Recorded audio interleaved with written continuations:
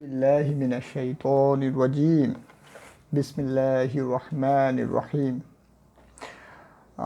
এখন আমরা আলোচনা করব ধারা 31 থেকে 34 পর্যন্ত। স্পেসিফিক রিলিফ অ্যাক্টের ধারা 31 থেকে 34 পর্যন্ত আলোচনা করা হয়েছে দলিল সংশোধন সম্পর্কে। That means rectification of instruments.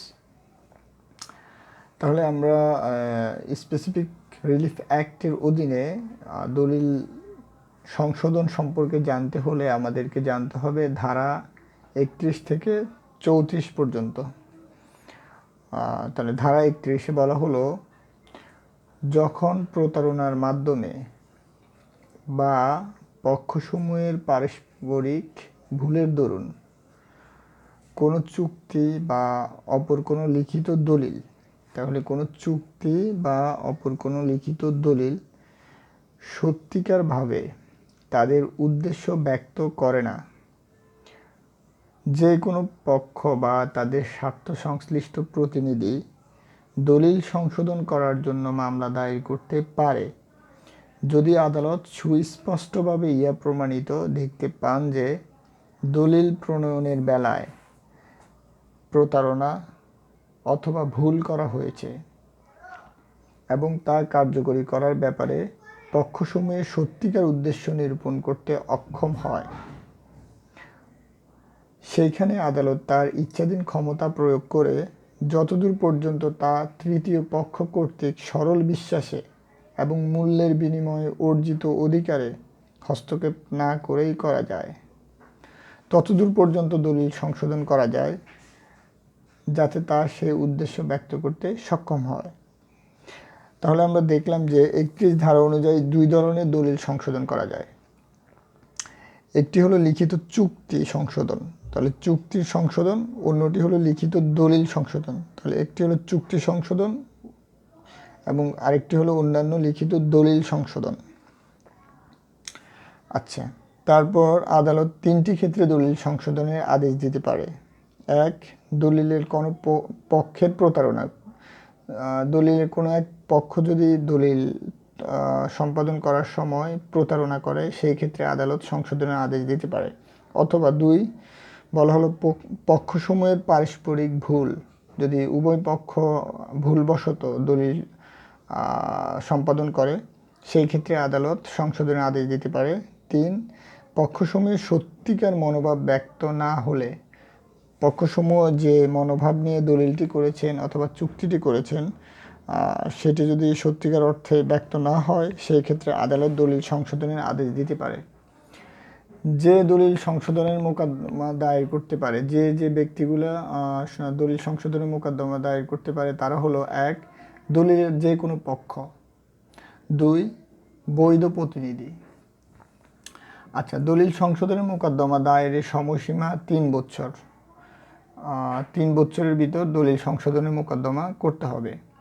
এটি বলা আছে তামাদি আইনের অনুচ্ছেদ 95-তে। 95 অনুচ্ছেদে আমরা এই দলিল সংশোধনের মেয়াদ সম্পর্কে জানতে পারবো। এটি হলো 3 বছর। আচ্ছা, তারপর যেদিন হতে বাদী দলিলের ভুল বা প্রতারণার কথাটি জানতে পারবে, সেই দিন থেকে তামাদির মেয়াদ গণনা শুরু হবে। দলিল সংশোধনের আদেশ দেওয়া বা না দেওয়া আদালতের বিবেচনামূলক ক্ষমতা। দলিল সংশোধনের আদেশ সৎ বিশ্বাসে এবং মূল্যের বিনিময়ে অধিকার অর্জন করেছে এমন কোনো তৃতীয় পক্ষের অধিকার ক্ষুণ্ণ করবে না। আচ্ছা, তাহলে 31 ধারা থেকে আমরা এই তথ্যগুলো পেলাম। কোনভাবে এবং কোন ক্ষেত্রে এবং কারা কারা দলিল সংশোধন করতে পারবে এবং কত দিনের ভিতর দলিল সংশোধনের মামলা দায়ের করতে হবে ইত্যাদি সম্পর্কে আমরা ধারা 31 থেকে জানতে পারলাম। যদি প্রশ্ন হয় দলিল সংশোধন সম্পর্কে কোন ধারায় বলা আছে, আমরা বলবো 31 ধারায়। আচ্ছা, এখন হলো 32 ধারা। 32 ধারায় বলা হলো পক্ষসমূহের অভিপ্রায় সম্পর্কে অনুমান। আদালত শুধু দলিলের ভাষা দ্বারা পক্ষগণের কী অভিপ্রায় ছিল তা দেখবেন না, দলিল দ্বারা কী বোঝাতে চাওয়া হচ্ছে তাও অনুসন্ধান করতে পারেন। এজন্য পক্ষগণ যদি সন্দেহাতীতভাবে প্রমাণ করতে পারেন যে দলিলটি সম্পাদনের সময় তাদের যে উদ্দেশ্য ছিল সে উদ্দেশ্য অনুযায়ী দলিলটি লিখিত হয়নি, তাহলে আদালত ইচ্ছাধীন ক্ষমতা বলে দলিলটি সংশোধনের আদেশ দিতে পারেন। তাহলে ধারা 32 আমরা দেখতে পারলাম, যদি পক্ষগণের অভিপ্রায় তাদের দলিলের মধ্যে অভিপ্রেত হয়নি বা দলিলের মধ্যে তাদের অভিপ্রায়গুলো ফুটে ওঠেনি, সেই ক্ষেত্রে তারা যদি আদালতের নিকট প্রমাণ করতে পারে সন্দেহাতীতভাবে, সেই ক্ষেত্রে আদালত দলিলটি সংশোধন করার জন্য আদেশ দিতে পারেন। ধারা 33-এ বলা হলো সংশোধনের মূলনীতিসমূহ। আদালত কোনভাবে এবং কোন উপায়ে দলিল সংশোধন করবেন সেই মূলনীতিগুলো ধারা 33-এ বর্ণনা করা হলো। লিখিত দলিল সংশোধন করার সময় আদালত অনুসন্ধান করতে পারেন কী অর্থ বহন করা দলিলের অভিপ্রেত ছিল এবং চুক্তিটি বৈধ ফলাফল সম্পর্কে অভিপ্রায় কী ছিল, শুধুমাত্র সেই ব্যাপারে অনুসন্ধান সীমিত থাকবে না। তাহলে দলিলের কী অর্থ বহন করা দলিলের অভিপ্রেত ছিল, আদালত সেই দিকে জোর প্রদান করবেন। আচ্ছা, তাহলে 33 আমরা দেখলাম সংশোধনের মূলনীতিসমূহ। এখন ধারা 34, দলিল সংশোধন সম্পর্কে সর্বশেষ ধারা, ধারা 34।